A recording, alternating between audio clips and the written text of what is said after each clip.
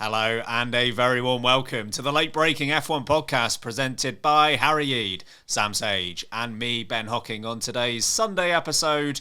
I very nearly got that wrong because Harry's unusually sat next to me and Sam isn't. So I almost said all of our names at the same time and also none of our names.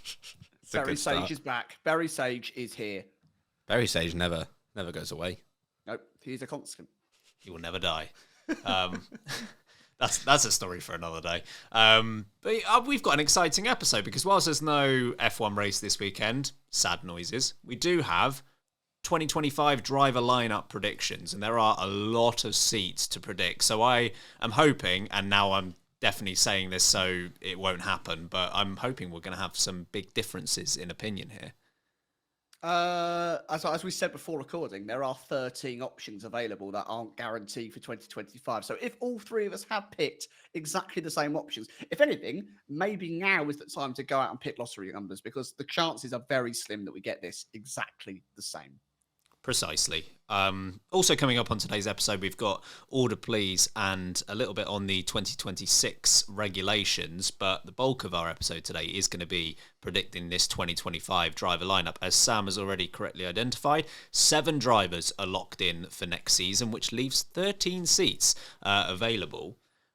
So we're going to go through it team by team. Before we start with the teams that actually have positions open, is anyone going to shock the world and say that McLaren and Ferrari, which are the only two teams that have both drivers locked in, are actually going to do something different?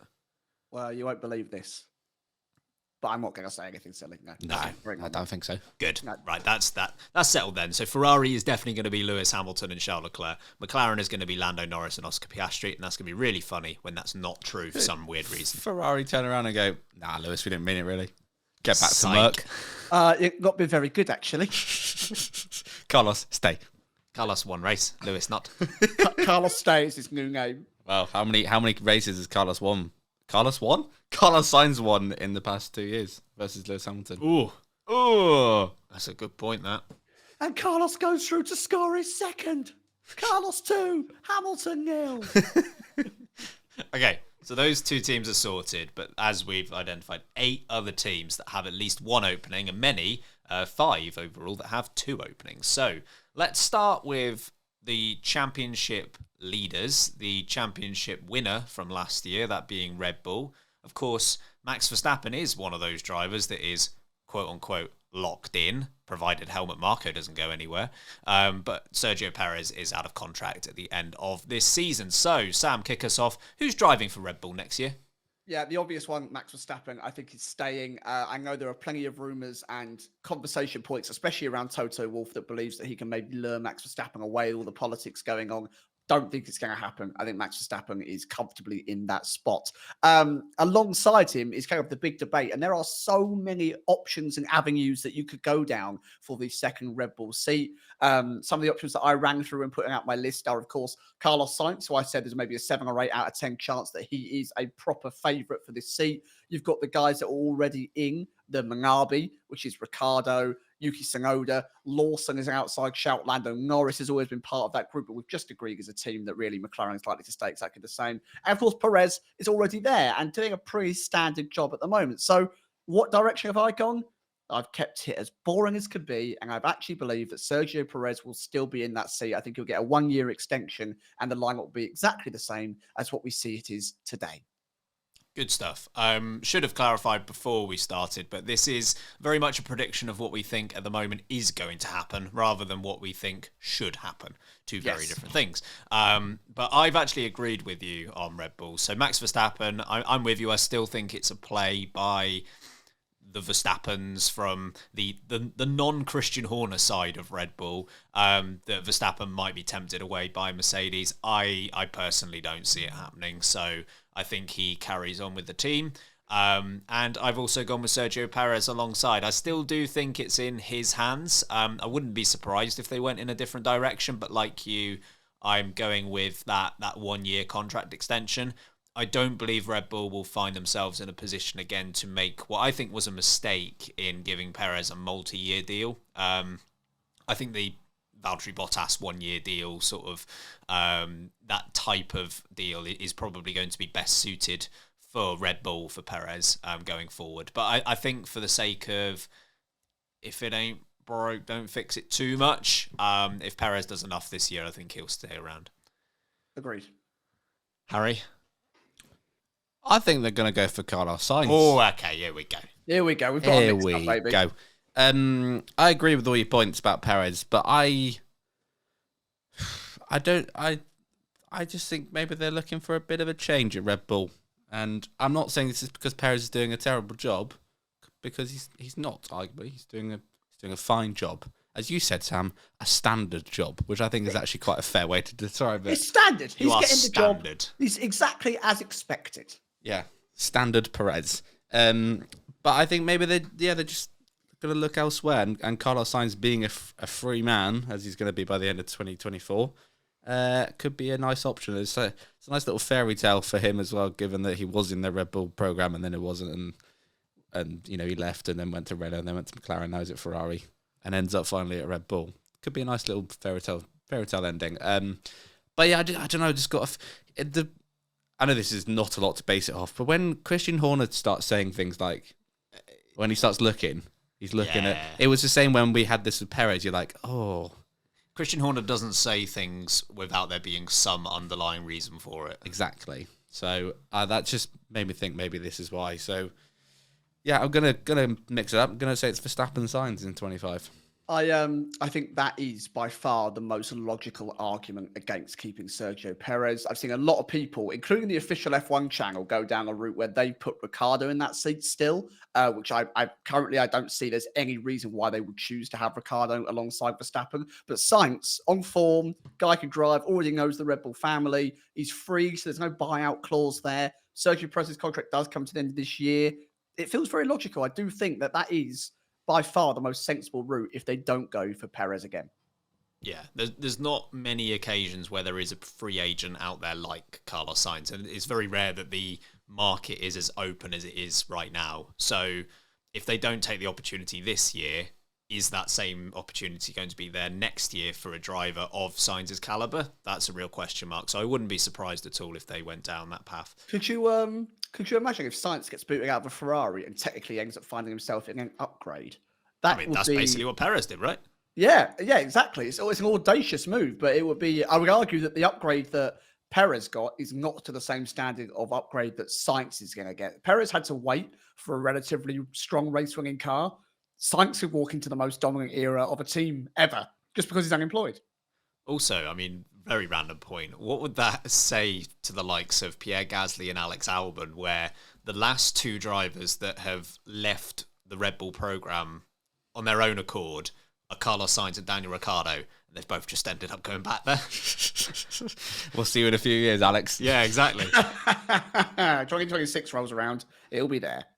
Okay, so that's Red Bull then. Myself and Sam going with Perez staying alongside Verstappen. Harry going with Sainz joining Verstappen. As always, with all of these, we'd love to know your thoughts and how they differ to our own. Let's go to Mercedes. As of course, Lewis Hamilton is leaving the team at the end of this season. George Russell will be sticking around. So the question is, who's going to partner him? Sam? Of course, Russell is going to be, he hopes he's going to be the leader. I don't know how long that's going to last with this man coming in alongside him, because I've gone for the two-time world champ, Fernando Alonso. He's doing the dance. He's doing the dance. Big Fonz is moving into that seat, and I think it ticks a lot of boxes. Lewis Hamilton is absolutely ginormous shoes to fill. Metaphorically, I think he's got quite normal-sized feet in the real world. But you need a marketing personality that can drive your unit forward. And you also need someone who is incredibly quick and reliable in a seat. I think with how Mercedes are going through their development cycle and the way that the culture is changing and the way the team is building, you can't go for a risk like Antonelli, for example, who is another name in the mix, where it's another risk to add into the mix. What happens if Antonelli graduates into Formula One, straight into a Mercedes, and he flops? I'm not going to say the same thing that I said in the last episode, but he absolutely flops. And it takes 3 or 4 seasons for him to even get up to a standard that's considered good. Not saying it'll happen, but it is a possibility. And you saw how Mercedes gently eased George Russell into the world of Formula One by that relationship that they had with Williams. And I think it did him a lot of good. Arguably, he was there a season too long, but overall, it was a very positive experience for Russell to gain that experience towards the back of the grid and then to take that step up into the Mercedes family. Alonso is a great stopgap. He's a great filler for a very short time period. And now I know that I've still got Carlos Sainz floating around, for example, as an option.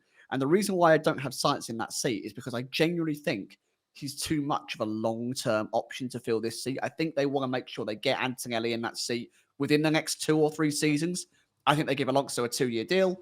They see how it goes, and they've got a replacement lined up. Should it fall apart? Should Alonso burn down the world? Should he decide to retire? You never know with Fernando, but I think this allows them to cover off all their bases. So the Fonz, 2 seasons, I reckon, in Mercedes, and then they reevaluate.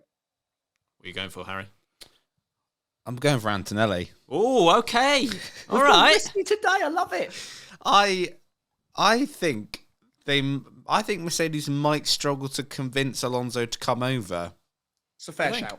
It's a fair shout. With the car's balance right now. Just given where Mercedes are, is Alonso gaining much by going to Mercedes next year? I mean, in terms of pure pace as it is at the moment, no. No, nothing. And maybe there's potential, but then you can say there's potential with Aston Martin, given where their trajectory of that team and where it's been.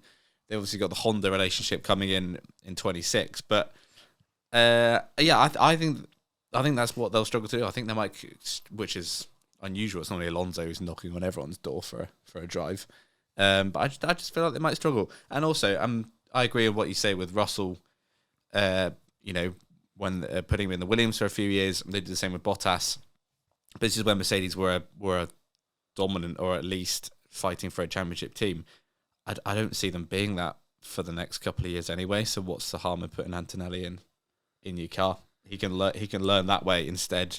And then when they do get back to the top, which I'm sure they will at some point, but I don't see it being next year, quite frankly, then at least he'll be ready. So I'm going to go with Antonelli. I know it is a risk for Mercedes. It's not something they've done before, but I think the circumstances mean it'll be worth it. Harry, are you feeling all right, mate? Because this is very sound reasoning. Came that here you're to supplying. play. Yeah, and usually it's all a bit, never so sure, but you seem concrete. Yeah. It's like Cornish air down here. I've absolutely lost my mind. Decided to get out the frying pan and start cooking. Not be cooked. I am cooking.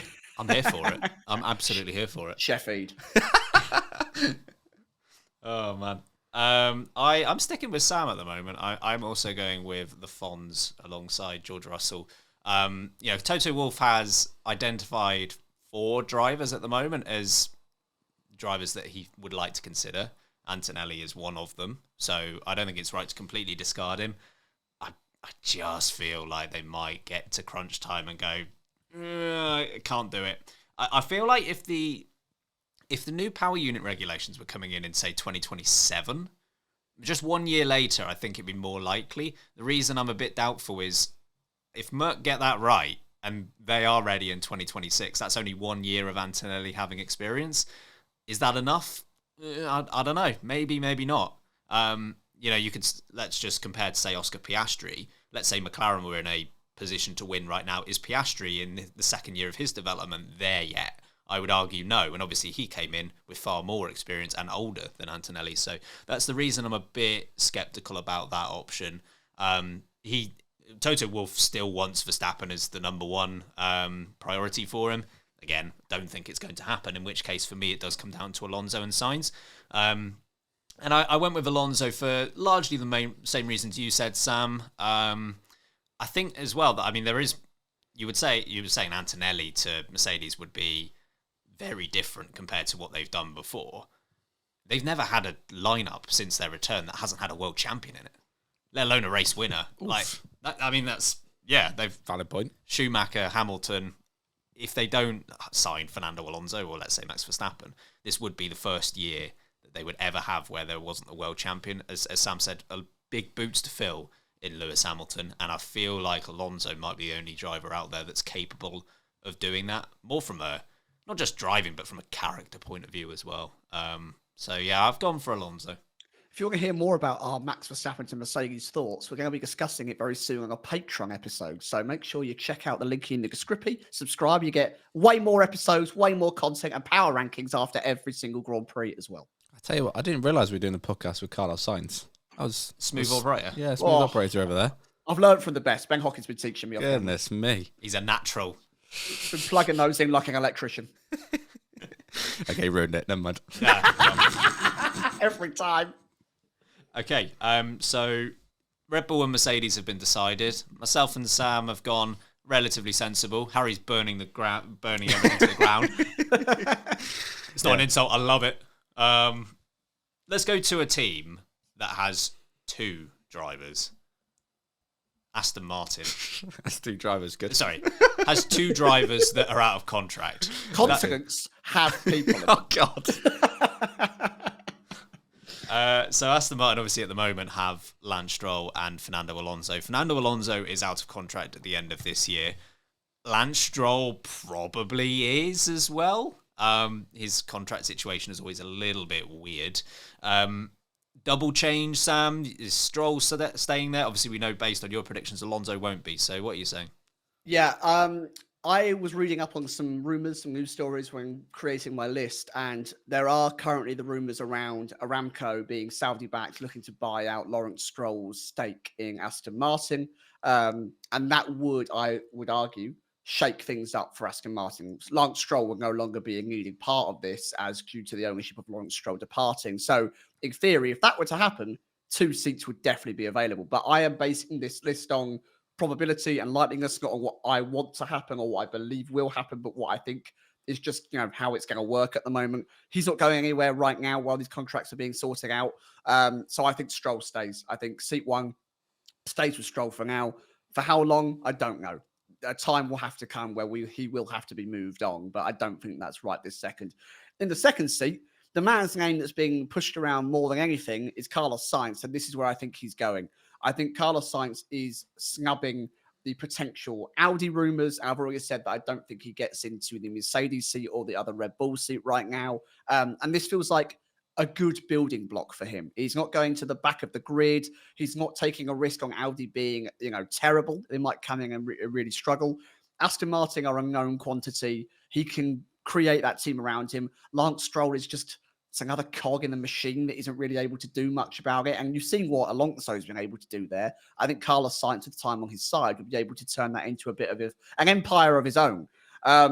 And also, if there was to be a takeover and with the Honda relationship growing, what's to say that he cannot be a team leader for when maybe someone like Yuki Tsunoda in a couple of years maybe moves over there if Lance Stroll were to depart? So it feels sensible, feels safe, which is very not up my avenue.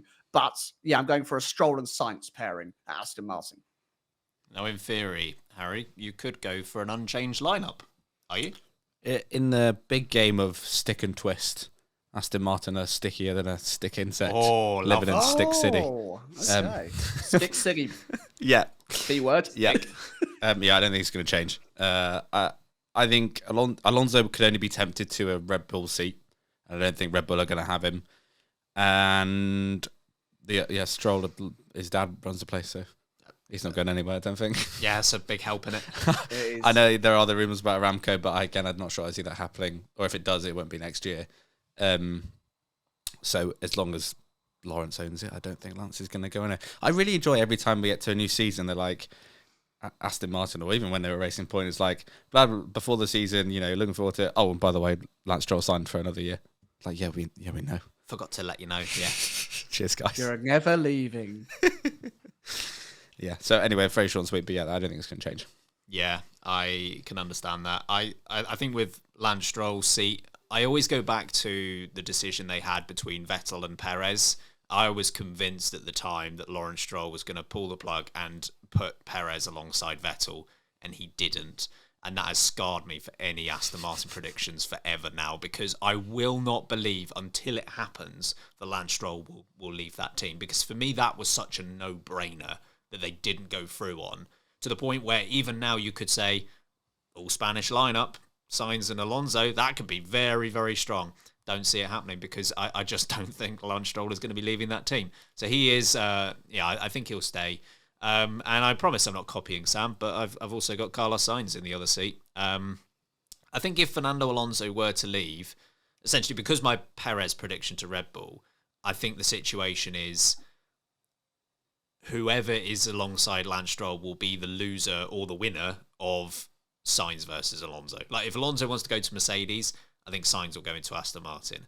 If Alonso wants to stay at Aston Martin, I think Sainz goes to Mercedes. In this scenario, I think Mercedes can prime away, in which case Carlos Sainz quite naturally fits in there. And I think Aston Martin, if Alonso were to leave, I think they would really need this Sainz deal to go through, because if it weren't Sainz, I don't know who it would be. Dragovic. It looks like a very weak lineup very quickly. Dragovic and Stroll, no thanks. That's got 8th place in the championship written all over it. Yeah, so I've got them securing the services of Carlos Sainz. Okay, welcome back. So we've sorted out the top of the order. We're now going to look at the bottom 5 teams in the championship. Admittedly, I haven't really written these down in any particular order. So I've got Alpine next on the list. I mean, they were 6th last year, to be fair to them. Not quite this year, though. Gasly and Ocon, both up for contract at the end of this year. Sam, do you see them staying with those 2 drivers, or does someone else find their way in here? This one was surprisingly really tricky. It's harder as well because there's no one in Alpine to run the contract negotiations anyway. So it is down to Gasly and Ocon to... I'm actually doing it. Just you can see on camera here. I've got my pen and paper. Harry probably thinks I'm doing something relating to the podcast. I'm actually just writing out some contracts. Brilliant. Good. Yeah, Pierre's waiting for a call from Mr. Hocking. Has no idea who he actually is. Since I met him in the AlphaTauri clothing reveal that they've gone late breaking on our management, apparently. Yeah. So I think that the French duo actually are going to stay exactly where they are. I just think there's so much uncertainty at Alpine, but Alpine are so lucky that they've got 2 drivers that are completely capable, completely confident in their own abilities. They can outdrive a car, as we're seeing so far this season. And I think luckily for Alpine, there's nowhere logical for them both to go right now. I think it will be a 1-year extension for both of them, and I think that's entirely driven by the drivers. I do not think that the team would want a 1-year extension for both drivers because that just pushes the problem back 12 months.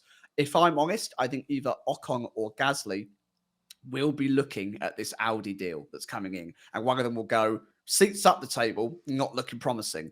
But Audi could be a giant, get my foot in the door. That could be 3 or 4 years minimum of a really good portion of my career. And you know how many times we've stated on the podcast, have some faith in yourself, believe in yourself. These are 2 drivers that can afford to take their time with this contract negotiation. I don't think there's anyone waiting in the wings that is good enough to snatch these seats away. I've heard rumours of Jack Doohan potentially coming into an Alpine seat.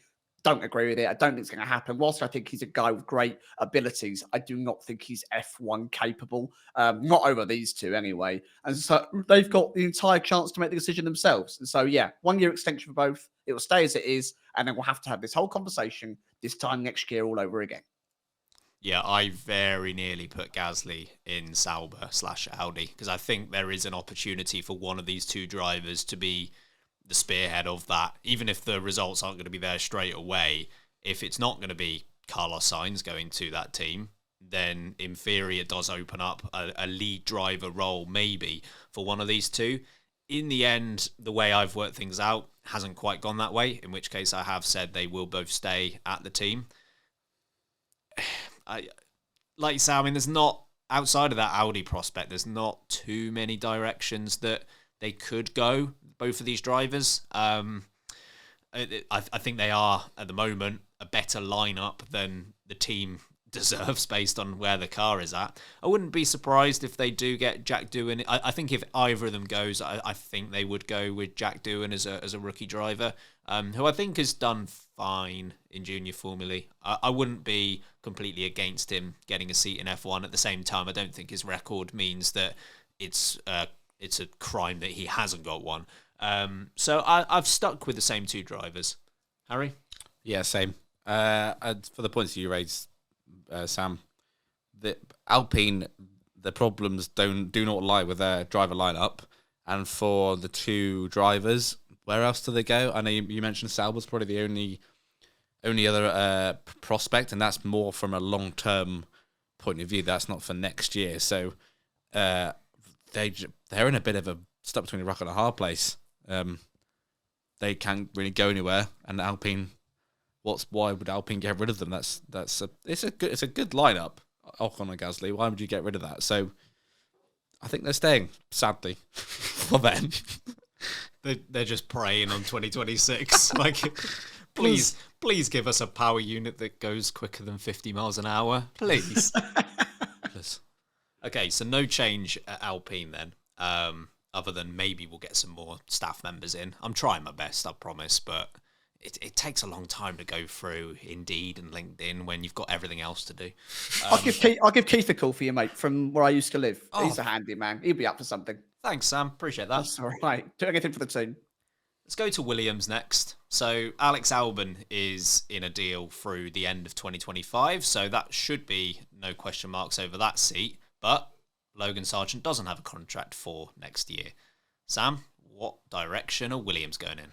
Yeah, I don't think anyone pries Albon away out of this deal early as well. I think that James Vowles has actually chained his ankle to Albon's ankle and is only letting him free when it's time to sit in the race car. You're not leaving. I think he's James Vowles' POV right now. And that's fair. Whilst I don't think Albon is the absolute top dog on this Formula One grid, he's a great prospect for a team like Williams to have hold of and to finally have someone who wants to stick around at Williams long term and isn't using it as a bit of a stepping stone to a bigger side or a more top tier team. In the other seat, though, I do not think Logan Sargent's getting that contract renewed. I just think that he brings some great marketing money. He opens up the market of North America, of course, but he's just not hitting the track in the way that brings home the points. And regardless of what goes on with marketing money or your market you're opening, points mean prizes in Formula One, and you need hardcore cash. So unless he can absolutely chalk up the, I don't know,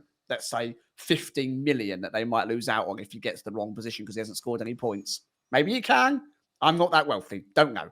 I do think they're going to go in a different direction. And I think, as I alluded to earlier, I think the driving needs to be put in a lower downside to gain more experience. And I think it's going to be an Albon Antonelli lineup for Williams next season. I think this will be a bit of a friendship moment between Toto and James Vowles. I think they'll probably get some discounts, which Williams need to make sure that they can catch up in other areas. I think it's a very sensible play. And it means that relationship between Mercedes and Williams grows to be more strong again, which I think we saw recently. It kind of fell apart a little bit. It kind of went from having a rookie driver there constantly to they picked up a Red Bull rookie driver. Well, rookie's kind to Albon, an ex-driver there, of course, and there was talks that they might have even had two at one point. So for me, Antonelli sits alongside Albon. I don't know how long that lasts for, but I do believe that Mercedes will try to use that as the growth area for Antonelli to go into Mercedes in a year or two's time. Now, unless Antonelli is pulling double duty here, there will be a difference in what you say versus what Harry's about to say. Yeah, if I can imagine I was like, yeah, that Antonelli. Would be classic, wouldn't it? I forgot. Oh, yeah. No, I think this is another one. I know I was burning everything to the ground earlier, but it's another one that's going to stay the same. And I don't think I don't agree with it. But I think Sargent might just end up doing enough this year to get another year in 2025. And then we'll see. It's a bit like a Nicholas Latifi situation here where he probably gets 1 year too many. But I just think that's the way it's going to go. For James Vowles and for Williams, they've got a lot of things they've got to sort out. And I just feel like maybe they'll keep the driver lineup the same for now, just to concentrate on everything else. Everything else they got to sort. So, like building chassis. Yeah. Overrated. Only need one of those. More than 2 chassis. There's only 2 drivers. Why would you need 3? Exactly. But yeah, I just get that feeling. And again, like I said, I think it's the wrong choice, but I just think that's the way it's going to go. Now I'm excited because my option is not the same as Harry's option, and it's not the same as Sam's option. Finally. Complete difference in opinion here. So I am going with Alex Albon. I don't think like you say, Sam, I don't think he will be pried away by another team. I was very tempted to say Kimi Antonelli, and I wouldn't be surprised if it does happen. But I'm going with in Vowles we trust, in that if James Vowles wants to put his money where his mouth is, and he claims, like, I am long-term, I am pushing this team back to greatness. I don't think loaning a driver is in line with that. I think Kimi Antonelli, if Fernando Alonso, let's say, was in the second Mercedes seat, he might only be there for a year. He might be there for 2 years, in which case you're just stuck in the same position that you were like 5 years ago with George Russell, where, okay, he's doing a good job, but at some point, Papa Toto is going to come along and just go, I want him back now. And I'm trusting that Vowles won't go down that direction. I think Toto Wolff will bank on Williams taking on Antonelli, and then James Vowles will, just go, no. Nah. Psych. I've gone with Albon and a return to Williams for Valtteri Bottas. Oh, okay. I'm enjoying the spice today. I still think Valtteri Bottas has something to give F1. If he could just have a working pit crew, that's the only reason he'll move. Yeah, guys, I've done it. I want a pit stop that's less than 50 seconds. Wait, your wheel guns put the tyres on? I know. I am in. It's madness. I don't think he will stick around for the Sauber, well, not by his own choice, but I don't think he'll stick around for the Sauber Audi transition. I think they'll go with someone else there, in which case I think he becomes a free agent, and I think Williams go, hey, that is a good driver who's done good things for us before, and he's an improvement over Logan Sargent. So, yeah, I'm going to go with Bottas. Nice little lineup, that. Bottas, Albon. Yeah. Yeah, good experience, good marketing. Works. Okay, from Williams, we will now go to Sauber / Audi / whatever they're going to be called next year. It just changes every year, doesn't it, really, at this point? Race. Changes every race, yeah. Vegan sausage roll. Vegan sausage roll, there we go. So both of their drivers, Zhou Guanyu and Valtteri Bottas, are out of contract at the end of this season. So, Sam, what are you going for here? I think the team is in a very difficult position with this transition into Audi. I think steak, sausage roll, cheese and bean melt are struggling with creating a working Formula One team. And I imagine there are a lot of staff members whose eyes are very much on the future and not on the present, which I can understand, makes sense, whether it's right or wrong, fine. But I think because of that, whilst we've had a discussion multiple times on whether both Zhou and Bottas should go, I think that Bottas is doing enough to comfortably outshine Zhou Guanyu right now. So I think Zhou goes. I think Bottas stays. It keeps consistency. I think Audi like the idea of someone like Bottas as well. He's got experience in the game. He's used to the team. He knows what's going on with a development in that sense. So, yeah, Bottas stays. I think alongside Bottas, and this will change the answers for another team we haven't discussed yet, comes in Daniel Ricciardo at Sauber. I think they take one final risk, and I think the stake partnership being all about marketing and showing things off and going as big as they can. Ricciardo ticks all of those boxes, and this is Daniel Ricciardo's last dance.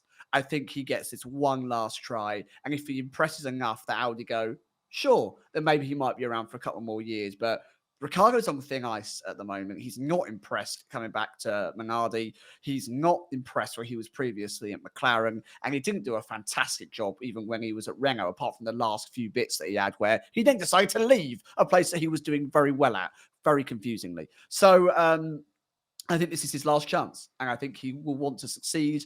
And he's going to have to push through another tough year in a car that's probably not very good, in the hope that the golden gates of Audi will open and he will be rewarded with a team that can drive him upwards again. But yeah, Ricciardo and Bottas, the two Aussies, wink, wink, will be taking the helm of this sausage, bean and cheese melt.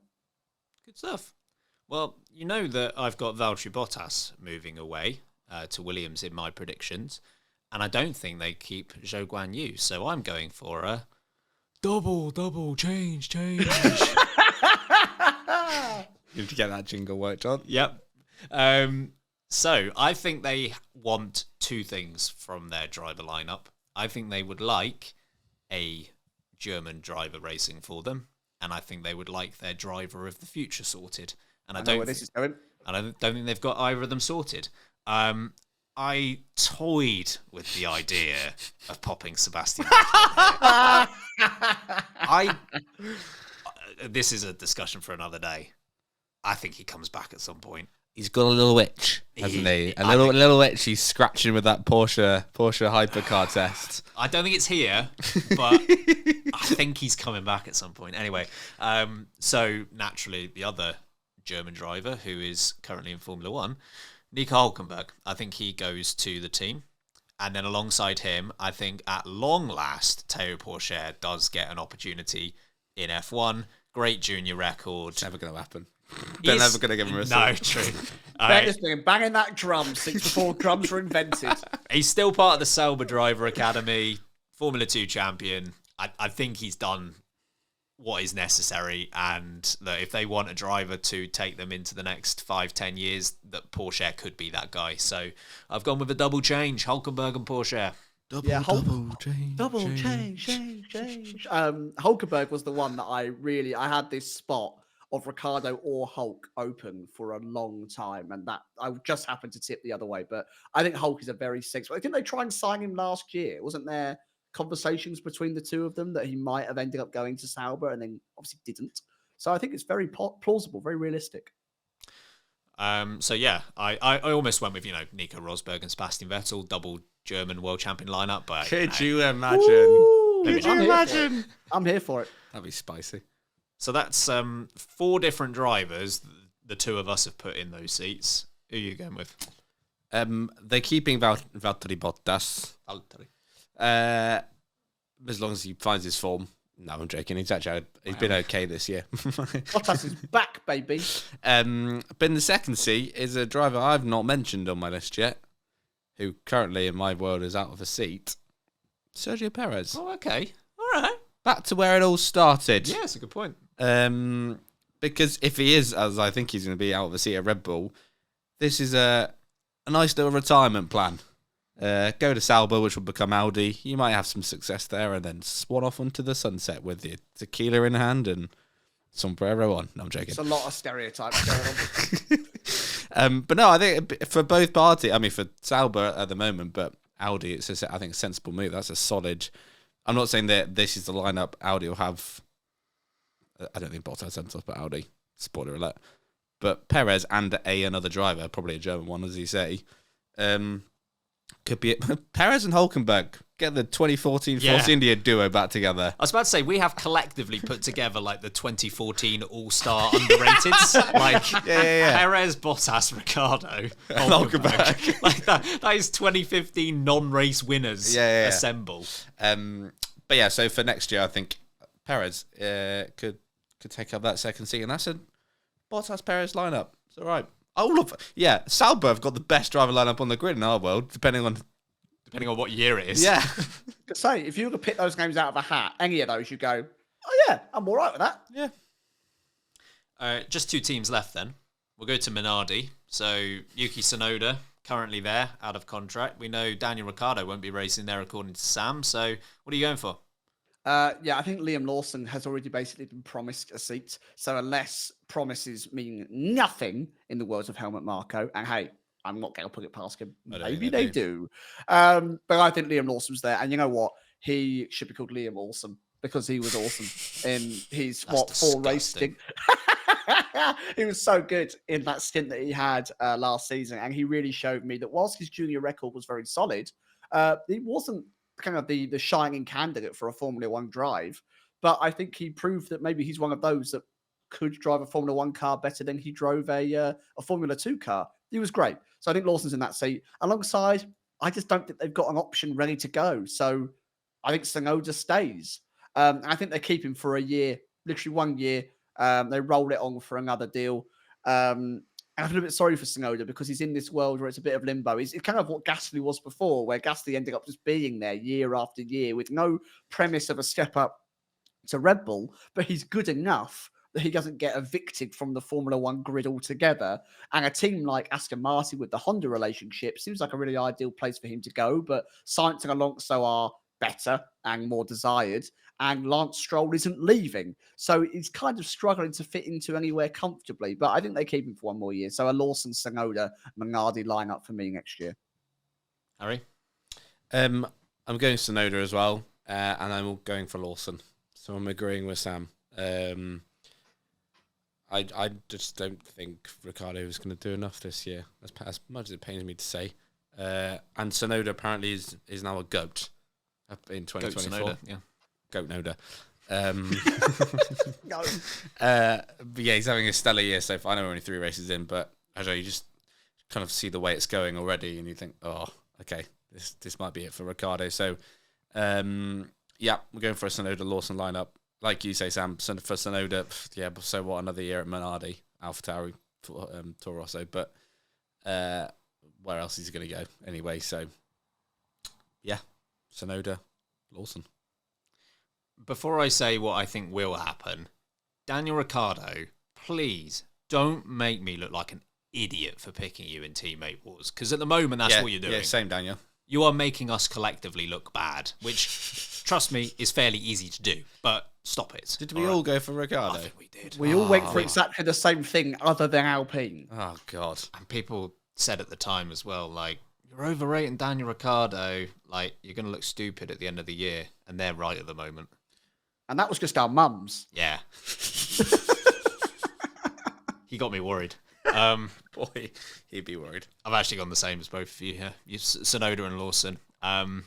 Lawson did enough in his couple of races that he was with the team to the point where I think that will happen.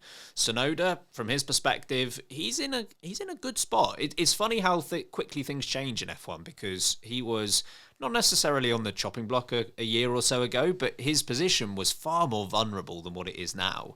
And part of that is due to Tsunoda's own performances, but also all the turmoil around him. It's like Verstappen, will he or won't he leave? Perez is out of contract at the end of this season. Ricciardo isn't operating on the same level he was in his last stint at the team. Lawson has only done a couple of races. They don't have a great junior program at the moment. And Tsunoda's just there like, yeah, I'll keep doing my job then. And it's working for him because he's kind of their constant at the moment. So, yeah, I've gone Tsunoda and Lawson as well.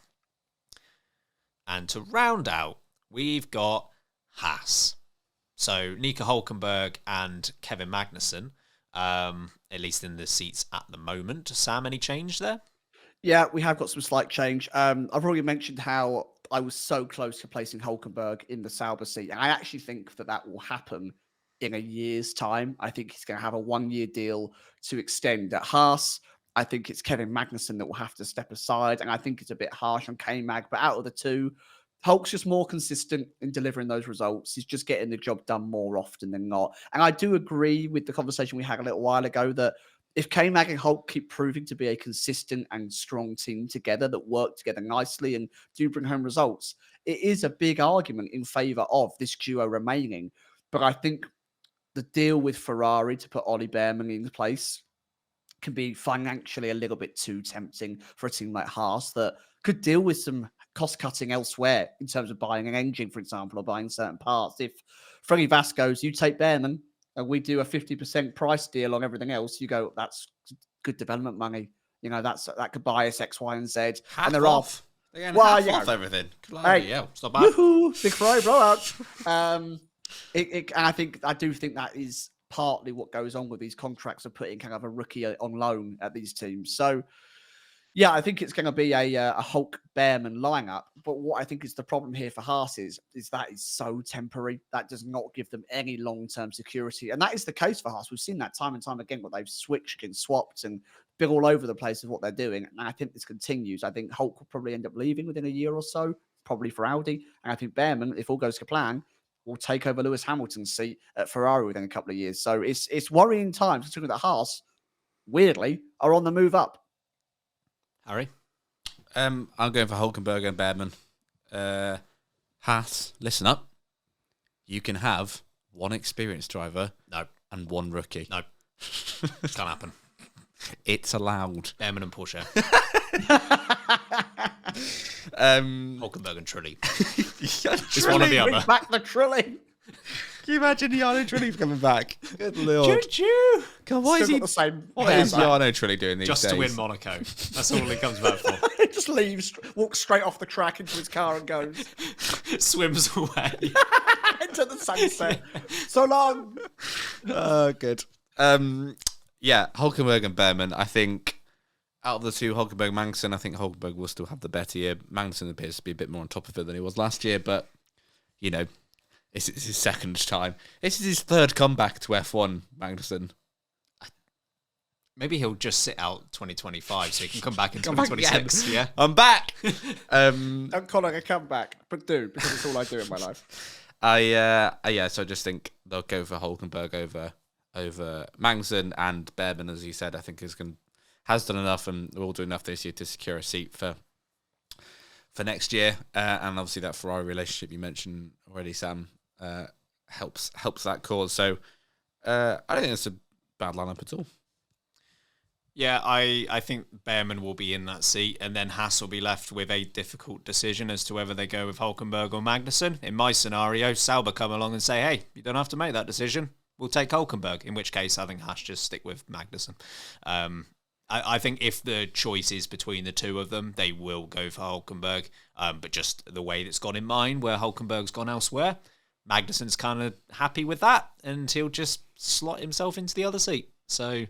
yep, that's my lineup. Great stuff. We did it. Yes. I'm trying to think who hasn't even had a shout, really. So, obviously, no, Mick Schumacher doesn't get a shout. Sorry, Mick. Dragovic. See ya. Nope. Anyone else who is in consideration? We didn't really elevate any other F2 drivers other than Antonelli. And Behrman. Yeah, but no one else gets a shout from that lineup. And arguably, neither of those two are near the top of the points table at the moment. Yeah, I mean, Zane Maloney is currently leading the championship in F2, who I think is ex-Red Bull, because I think he was at the Red Bull Junior program. I don't think he's there anymore. Yeah, last year he wasn't he? What about Ralph Boschung? Oh, man's older than me. Okay, so I'm going with Roy Nassani. Okay. Anyway, so yeah, that's exactly how it's not going to go. This is going to be a really fun one to look back at in 12 months' time, and you can laugh at us a lot at that point. But yeah, that's how the lineups aren't going to go for 2025. Okay, welcome back. A little bit of chat now on 2026 regs, because F1's chief technical officer, that being Pat Simmons, has revealed new details of regulation changes starting in 2026. So it looks as if the cars will have over 1,000 horsepower, and more of that coming from electric power than was previous. And there is a current aim for far less downforce and weight. I don't think this is groundbreaking news, but obviously this coming from Pat Simmons. Is it encouraging, Harry? Is that the 1980s calling? Because that's ring. That's where we're going. Yeah, we're on Ben's soundboard today, so we don't have all the jingles lined up. I would have hit the phone jingle there. Yeah, sign me up. Yep, I'm happy with this. Again, there are lots of things I'd change about F1, but and one of them being not the turbo hybrid electrical engines. I just don't think they need them. But if they're going to be cars that are lighter, massive tick. Cars that are lighter, smaller, second massive tick, because these absolute chungus boats we've got at the moment are just too big. I randomly was watching some old Drive to Survives last night, and it was from 2020, 2019, and even those cars look nimble compared to what we have now. We've just got too big, so even a slight reduction I think will be good. It's only a good thing. And then couple that with less downforce and more power, that's going to be a spicy little combination. I mean, every time we get rid of downforce, the teams make it back up. But at least in the short term, I think that's a great solution. It's a great win in my book, because I think there'll be trickier cars to drive. At the moment, during a race, F1 drivers they're chilling. They are not. Qualifying totally different. In a race setup, they're just chilling around making the tyres last. Yeah. That's just dull. They are seconds and seconds off optimal pace. So yeah, there are more things that need to change. Tyres is another thing, but for at least on the face of it, that looks like, to me, sounds like a promising prospect. I think it's promising too. I think somewhat Pat Simmons suffers with the anti-Toto Wolff issue, in that he promises 100 and delivers 90. And if he just promised 80 and delivered 90, people would probably view it slightly differently, because there is a lot of criticism about the current regulations and the budget cap. And for the most part, I do think they have worked. But I think the problem was, at least in terms of the 2022 regs coming in, was we were promised like 1,000,000% less dirty air, and it hasn't materialized like that. It's still way better, but it's not materialized like it was somewhat promised. And I hope we're not in the same position here where what he's saying is absolutely spot on. I just hope it is actually seen through. Like I think at the moment it's really positive in the way that, you know, Audi have clearly had interest in these 2026 regs, and, you know, Ford are somewhat on board, Cadillac want to be on board. They're doing a good job in terms of making these power units less sophisticated and more accessible for new constructors and new manufacturers that want to come into the sport, which I think is the absolute right thing to have done. And that's all really positive. It's just, and they just need to extend that to the teams now, Andretti. So I think it's all really positive. The real question is always the case, and you've already somewhat brought it up, is how can you make those rule changes sustainable? In that we're already seeing dirty air now is way more than it was 2 years ago. And teams will always naturally find ways to keep cars behind them and to enhance the downforce. How can they at least prolong that as long as they possibly can, and just make racing as good in 2029 as it is in 2026? That's always been the question mark. That's always been the troublesome point. But I'd like to hear from them how they might plan on doing that. Did you have any thoughts on this one, Sam? Yeah, I hate it. I think it's absolutely rubbish. I don't think it goes far enough at all. It's all nice language that they're using this press conference or whatever that's coming out in, but we need to move away from this hybrid technology. It's been a failure in terms of Formula One's point of view. Marketing-wise, it doesn't work. The cars become far too heavy, complicated, and expensive to build. And the fact that Sebastian Vettel is putting around on his own in racetracks just as quick as Formula One cars in a biofuel that works perfectly tells you there is a solution. We can go another way. Engines can be these high-powered, full horsepower, screaming machines and still be effective in an environmental sense.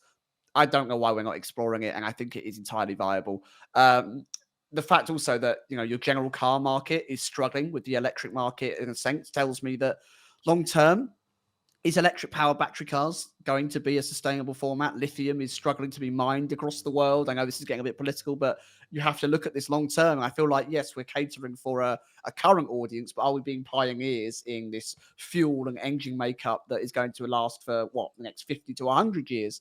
I just think Formula One are pandering a little bit, and I don't think they're being exciting and being masters of their own destiny. In terms of the horsepower, though, yeah, great. I love a 1,000 horsepower screaming carbon fiber machine. Great. But you need the engine that is, I think, this opposite version to power that 1,000 horsepower thing. Lighter, less downforce. Yes, all correct. Not light enough, not small enough, not difficult enough to drive. And these new regulations, I don't think, go far enough in allowing that to happen. I want the cars to be as small as they were in like 08, 07, 06. That's how small I think the cars should be. I think I would go smaller if you could, just with the same safety requirements around them. But I know that's hard. I know that's a lot of changes. But for me, it's not enough, and we're not going far enough. So glad that we're moving in that direction. But if I was talking about a step being taken forward, it's like a baby ant has taken that one step forward, and you've got to get the microscope out to work out just how close we got to the actual solution. Same with the downforce. I don't think we're there. And I think a lot of changes need to be understood and made. There's so many smart people in this field that can implement some really interesting alternations to Formula One, and they're not. So, yeah, I was a bit disappointed. I don't think it goes far enough. I think more could be done to make Formula One a much more wheel-to-wheel, hyper-competitive space that they're just not focusing on. How small is a baby ant? Small. Question of the week. Yeah, exactly. People just educate us with question of the week now. What do you think is the answer? Because they've been down this hybrid path for a long time. Obviously starting in 2014, but the 2026 regs have been set for a little while now. Do you think that they are making the most of the situation they've got themselves into right now, and actually the focus should then go towards 2030 when it looks like these regulations would change again? Did the issue come from the decision in the first place? I guess I'm trying to understand, like, what can they do now based on where they're at with, manufacturers agreeing to join based on the regulations being a certain way? Yeah, of course. And you can't make these snap changes. You can't go, oh, this hasn't worked. So starting next season, we're going to have biofueled engine cars and no hybrid technology, and the cars are going to be half the size.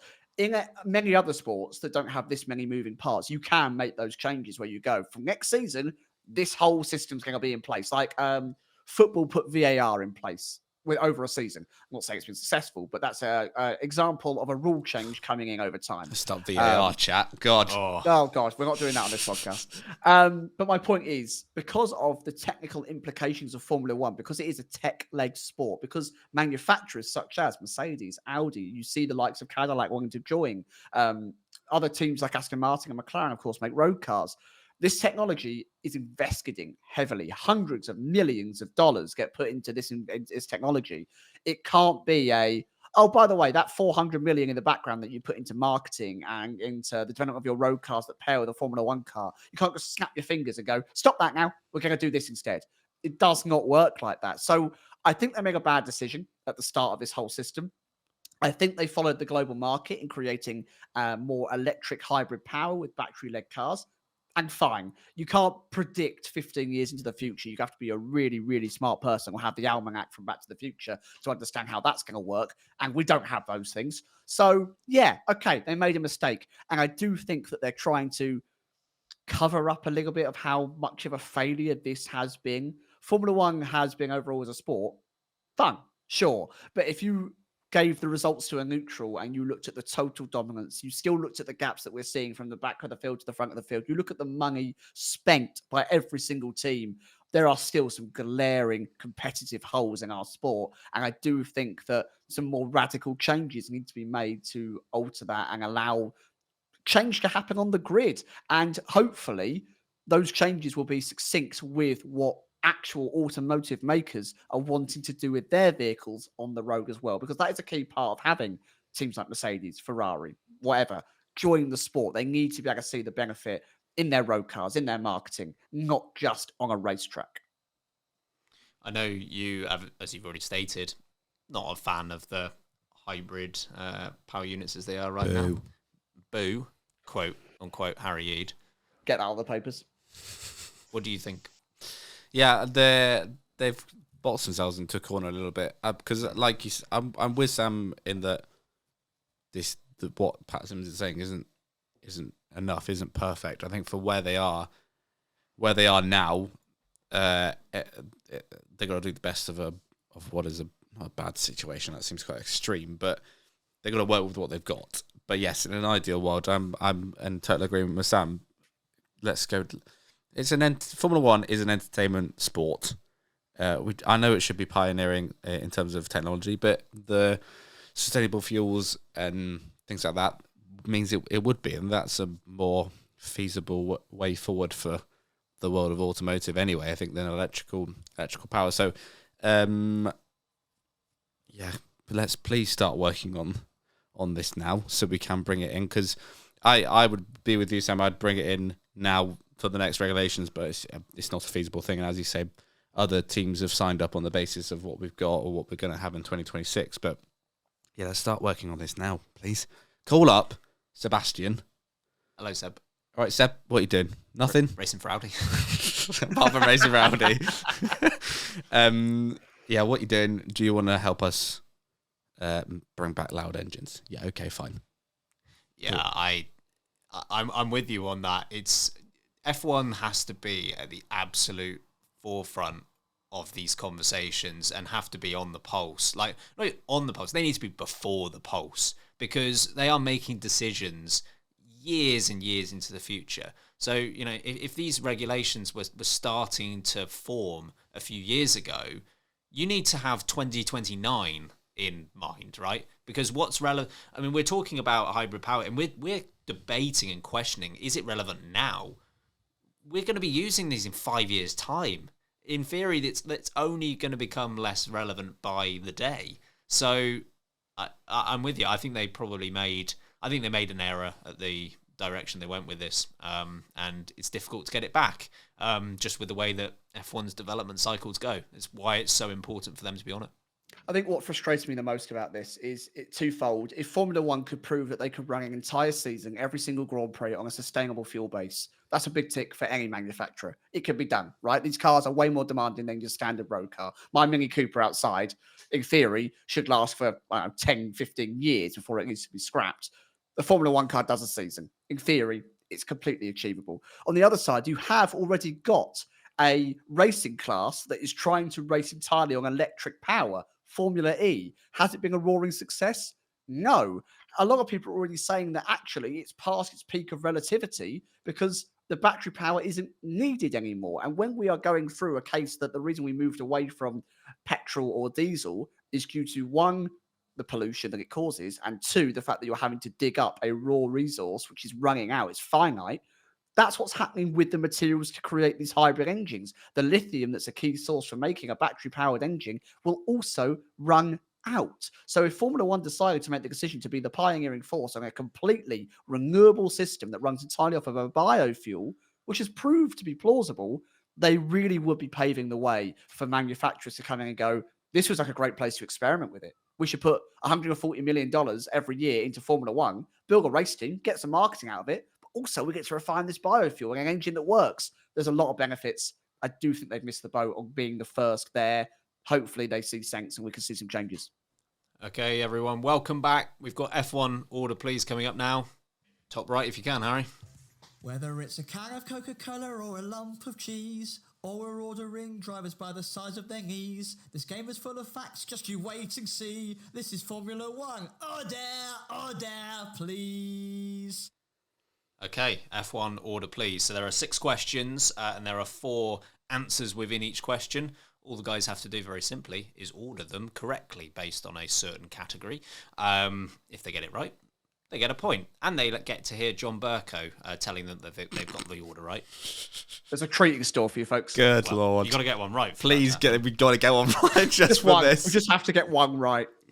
There is risk involved in this game, though, because if the person gets it wrong, the opportunity to steal the point goes to the other person. But if they also get the order wrong in a different way, they lose a point. So minuses are not only possible, they're probable.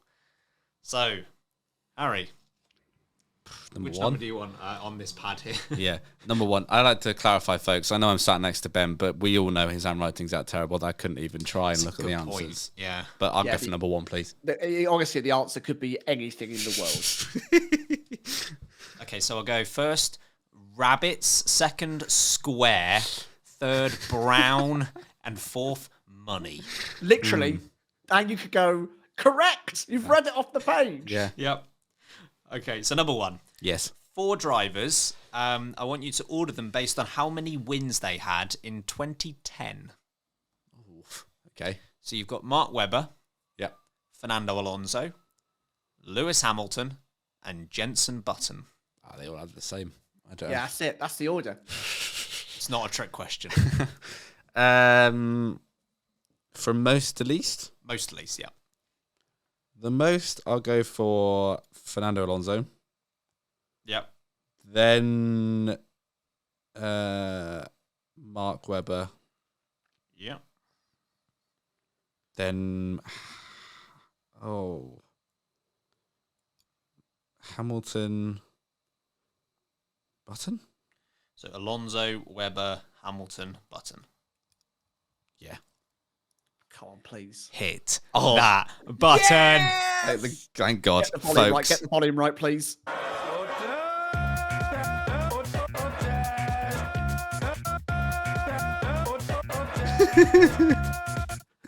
Oh, it's so good. It's so That's good. the John Burko order remix there.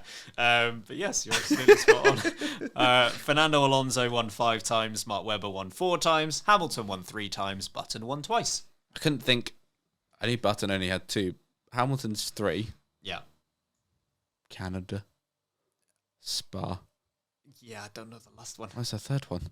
Spain? Where are you? No. I don't know. Anyway, let's claim it's right. Anyway, yeah, you got the point. Well done. Cheers, mate. Sam, what number would you like? Number 5, please, Ben. Number 5. 4 circuits. I want you to name from most to least how many races they've held. Oh, why can't it be how many corners they have? Sorry about that, yeah. So you've got Kota, Right, yeah. Yas Marina, Yes. Sepang, Yeah. and Scandinavian Raceway. Where is that? Well, obviously, where is it? Scandinavia. Australia. What part of Scandinavia is that in? It's in Sweden. I feel like this is unfair. This is Kirsty's racetrack. This is where it is. Kirsty Raceway. Good. Okay, so we've got Sepang, Kota, Yas Marina, Scandinavian Raceway. Great. I'm going to say most is Yas Marina, then Kota, then Sepang, then Scandinavian Raceway, which is a trick question, and I feel like I've been mugged off, but fine. It's not correct. No, You don't want to try and steal? absolutely not. What, even for the jingle? Nah. But I wouldn't get it anyway, so No, with so no okay, chance of fine. the jingle. It wasn't a trick question. You actually had Scandinavian Raceway correctly in last. The problem was the rest of it. That's all right. Sepang was first with 19 races held. Then it was Yas Marina with 15. Kota's been 11 times. And then the Scandinavian Raceway, the Swedish Grand Prix, was held 6 times. Yeah, it was just, I couldn't remember if Sepang was around for the longer era of the whole Yas Marina section or less. And I knew I had the other 3. I thought I did. Yeah, But I think Sepang would have been, 99 until about 2017. 2017, yeah. Sepang, Sepang. Well, I'm in it. what was Lewis Hamilton's third 2010 victory? I can't think. I really It's don't driving know. me insane. I'm going to look it Yeah, up. look Please it do. up. Meanwhile, what number would you like? For number 4. Number 4. 4 drivers. I'd like you to order them from best to worst in terms of their average grid position in 2024 so far. Sure. So you've got Alex Albon, Okay. Lance Stroll, Yuki Tsunoda, Nico Hülkenberg.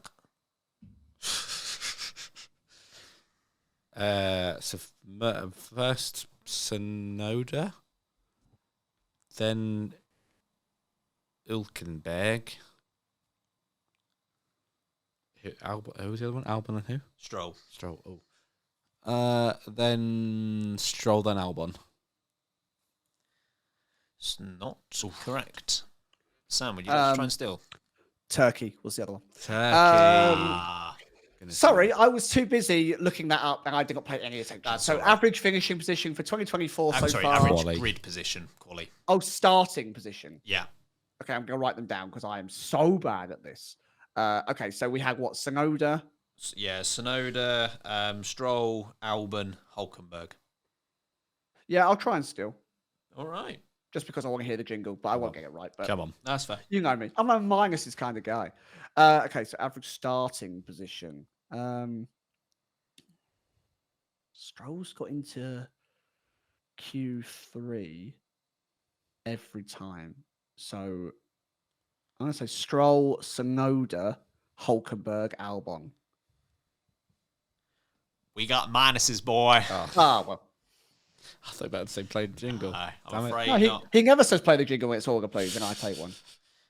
So Yuki Tsunoda was first, so he's had an average starting position of 9.3 so far this year. Then it was Lance Stroll at 10.3. Then it's Alex Albon at 12.3. And then Hulkenberg's last at the moment with 13.67. Probably would have been higher, but obviously Saudi Arabia, he had the issue in qualifying that meant he started 15th and was knocked out in Q1 at Australia. So started well, but no points on that one. We need to hear that jingle once more. Come on. 2, I'm 3, all in or for the 6? I will go for 3. 3. I got told off the other day for doing that. I got told that someone was sick of it. Who said that? Who? Someone I live with. Was it Ian? Ian the cat, yes. God's sake. 4 drivers. I'd like you to list them from oldest to youngest. Okay. I'm going to play this one. So you've got, I'm going to phone a friend. You've got Schumacher's greatest rival, David Coulthard. David Coulthard, It yeah. was his birthday the other day. It was. He was 107. You're probably not going to get this right. Takuma Sato, Yeah. Juan Pablo Montoya, Yeah. and Timo Glock. Okay, so Coulthard, Sato, JPM, Glock. Okay. I'm going to start with Coulthard oldest. I feel like the other two are really close together. I think Glock's the youngest.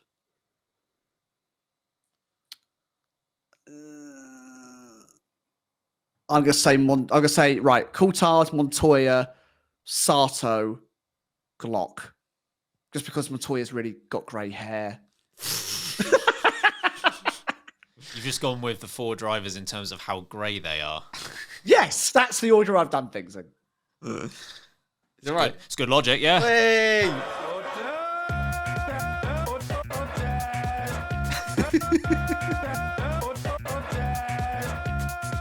God, that is filthy. That is Worth it. That is worth it. Yeah.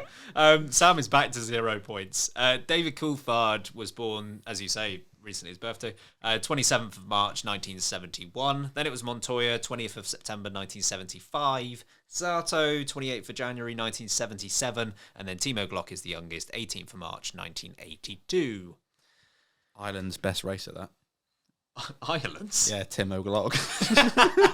Oh, man, I didn't know where you were going with that. Come on. Good I'm not giving that a stuff. laugh. I'm not giving that a laugh. No, I can respect that. 2 or 6? Number 6, please. Stop Sorry, giggling over it. That's not funny, I'm sorry. 4 drivers from most to least, consecutive race entries in F1. Okay, go on then. Sebastian Vettel, Valtteri Bottas, Fernando Alonso, Lewis Hamilton. Oh, Lord. Well, Alonso first, the most. Consecutive race. When you say race entry, does that mean... How many in a row has Yeah. he started? But is it started, like they've actually started the race or entered? Entered. So any did not starts are fine. Right, but So if they they were turned there. up, they turned up for the race weekend. Yeah. Right. Alonso. He missed a few. Kept crashing and doing stupid things, didn't he? Kept pressing doing stupid things. No, I'll keep Alonso first. Then Hamilton. Ah, this is a... No, I'm going to change. I'm going to go with Hamilton. Why do I think this? I'll go down myself. Hamilton, Vettel, Alonso. What was the last one? Bottas. Yeah, Bottas. Not correct. Oh, damn it. Sam? I think about second guess myself here. I will steal for the try at the jingle. I'm going to go with Alonso, Hamilton. When did Vettel retire? 2 years ago? Yes. Vettel, Bottas. Also not right, I'm afraid. Back down in the minuses, boy. I don't care. If it's for the jingle, I'm doing it. Yeah, The it's fair. minuses mean nothing to me now. So this is an interesting one. So Sebastian Vettel was first, 280 races consecutively. Hamilton is then second on 265. Would have been in first if it weren't for Sakia 2020, of course, COVID, yeah. where he missed the race. Yeah. That's why I was thinking. But Hamilton started before Vettel in 07. I'm not doubting you. I'm just. Yeah, but he broke the streak when Sakia happened. Okay, carry on. I see your point. That's what consecutive means. Then Bottas is third, 226 and counting. And Alonso, 219. I thought because Alonso's been here since the dawn of man, that would have counted enough. to Yeah, I start was with. going for like It's his interrupted, 03 to whenever it was. 03 to 17 or 16, whenever it was. He Because stepped I don't down remember. the first time. Well, yeah, but then like 15, he missed the first race of the season, didn't he? Yes. So, I Good thought point. 03 to 15 might have. Yeah. No, clearly not. No, not quite. Anyway, never mind. It was worth it for a go at the jingle.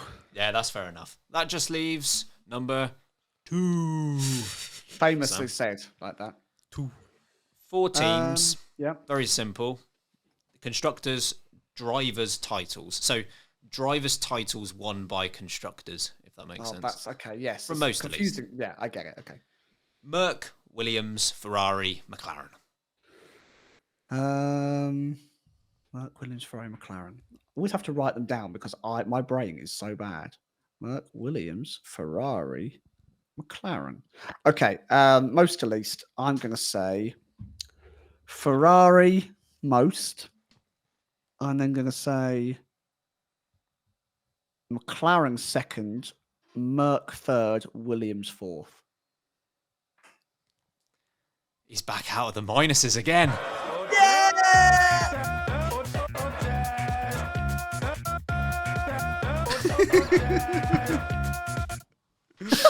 Oh, man. After all that, 1-0. I'll take it. We got the jingle 3 times. I love that. Sam, you managed to get 2 right and score 0 points. I ended up losing by scoring more Yeah. correct answers. Exactly. There we go. That's order, please. Sam, if you wouldn't mind getting us out of here on this one. Ah, Can we do it one more time? Oh, go on then. play us out. I'm obsessed. I mean, if you want to go and look it up, that's only 8 seconds of what I think was an over 1 minute video. Oh, So hell yes. there might I'll be do more. that later. Yeah. That's the biggest teaser we've ever given you, folks. Let us know your 2025 lineups, what you think is going to happen. Join us midweek where we have our Japan preview, and there's loads of content going out over Patreon as well. We've got a couple of Patreon episodes coming out already planned for April. There's going to be a bit of breaking. Of course, there'll be power rankings after every Grand Prix, and it helps us out more than you know. Check this out on YouTube as well. Subscribe, like the videos, comment down below. We're growing that platform, and that really, really helps us as well. Follow us everywhere on social media at Late Breaking F1, or you can follow us individually on your chosen platforms. And Discord, the link's in the description. Or if you really fancy it, send us something in our new PO box. Please. We'll try, please, if you want to, and make it nice. And maybe put a little note in there as well. We'll try and put the address down below. If not, there's a post on Patreon that has it, and it's in a couple of other episodes that we've done as well. I think that's everything. Thanks for sticking with us. It's been a good old fun episode, and you've got a new jingle to sing along to in the meantime. I've been Samuel Sage. I've been Ben Hocking. And I've been Harry Eade. And remember, keep breaking late.